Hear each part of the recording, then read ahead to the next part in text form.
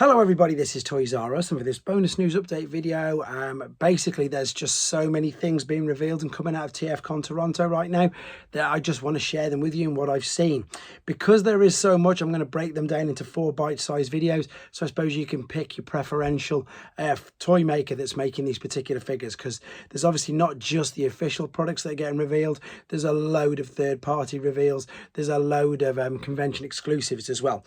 So all of these images are on TFW 2005. I've screenshotted them. If you want to see them yourselves and more, I've only took a selection of them, then head to TFW 2005 and indeed T-Formers. So here we go.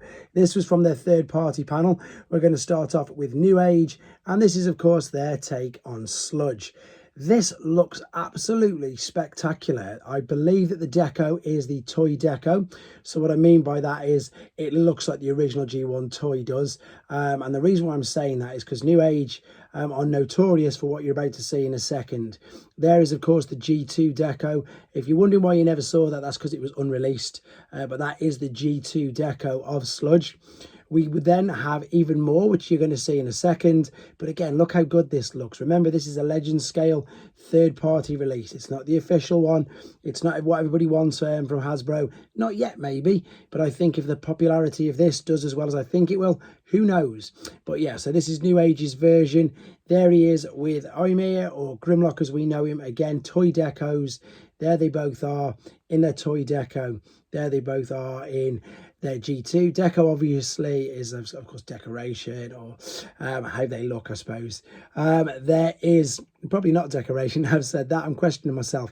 There is how they look in the cartoon. There we go. I see what I mean. Loads and loads of color schemes, and there are the translucent ones as well. So it used to be a thing that eHobby used to do, the special translucent figures. Now everybody does it. So there you go. They release one figure, they use the mold 4 times, 4 different colors, decos, etc., and that is from them. Right, 2 more companies in this particular video. This is Dr. Wu. These are my little favorites at the moment. These are called Iron Eaters. And for those of you who don't know who these are, I also believe they've appeared in the Transformers Prime cartoon, but I remember them from the Marvel comic. These are the Scraplets. So it's just interesting that they've chose to do this. And especially considering in the Marvel comic, the Scraplets were actually red. So they've got green ones here and blue. And again, just a really, really interesting decision made by Dr. Wu to make these little figures. So yeah, they're calling them Iron Eaters, but they're of course known as Scraplets in the official Transformers universe. There of course is the Ultra Magnus. They had some images of him. This guy looks amazing. I do have him on pre-order. Can't wait to see him. The cab looks very similar, to be honest, to the standard Prime Commander. But then of course you've got all the additional trailer, which looks great.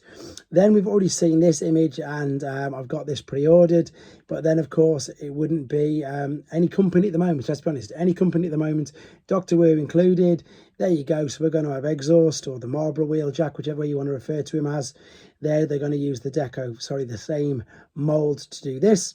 And then of course Slicer as well. So I can't wait for these. That is just 2, again, brilliant uses. I think that's what they just seem to be doing at the moment. Companies seem to be picking molds of figures that they can just then, you know, make a plethora of, just get loads and loads out, and it's gonna work because I'm going to get all of them. And then indeed Perceptor as well. This looks, again, brilliant. Only drawings at the moment. Of course, I'll keep you guys updated as and when I get images myself. And finally for this video, we're going to look at Iron Factory. So this again is another legend scale third-party company. We've seen a few of these images before, but they're just again slightly different. So this is their take on a samurai version of Prowl. So what Iron Factory do is they do our favorite Generation 1 characters, but in a different rather than just the normal G1, which everybody else seems to do. They either make them samurai, or they just do some crazy things with themselves, or IDW versions. That's what I was trying to think of. So there is Samurai Prowl with Samurai Grimlock and Ironhide. There is the alternate mode. It comes with a massive sticker sheet as well, so you can put loads of different transfers and decals all over it as well. There is him with some of the other Iron Factory lineup. And then finally, again, this is of course their take on a G2 Leadfoot, which of course we had released officially by Hasbro in the Wreckers line, toy line last year. So this is just going to very quickly conclude just these 3 companies, as I say at the moment. I've got another 3 videos. There's 4 in total because there's so many companies and there's so much going on. It's been interesting to see him because, funnily enough, where's he gone? I've got the clear Mirage and I don't know where it's gone. It should be here. There it is. I think it's using the same mold. I do believe it is, so I'm going to see how different it is to that. So I can't wait to see that, in honesty. But there is G2 Leadfoot. Last couple of images coming here, and there you go. So that's going to conclude video number 1 of tfcon Toronto reveals. Let me know which ones you're most excited for. Also, obviously, of course, you can order all of these on Show Z. Use my code Toys R Us, all one word, TOYSARERUSS, and that will be greatly appreciated. Thank you ever so much, guys. Take care.